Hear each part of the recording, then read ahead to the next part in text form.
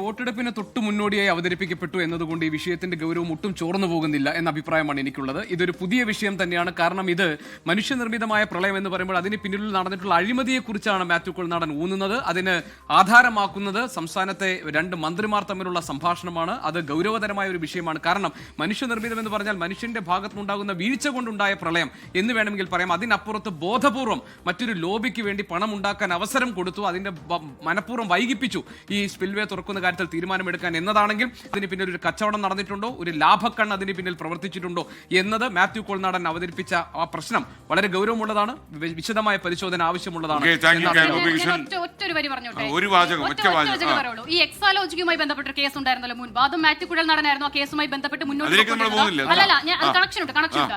എക്സാലോജിക്കുമായി ബന്ധപ്പെട്ട കേസിലും ഇതേ CMRL തോട്ടപ്പള്ളി സ്പിൽവേയുമായി ബന്ധപ്പെട്ട ആരോപണം മാത്യു കുഴൽനാടൻ ഉന്നയിക്കുന്നുണ്ട്. അതായത് ഇതേ കരിമണൽ ഖനനവുമായി ബന്ധപ്പെട്ട ആരോപണം CMRL കേസിൽ ഉന്നയിക്കുന്നുണ്ടായിരുന്നു. ഈ വാദങ്ങളും അന്ന് കോടതി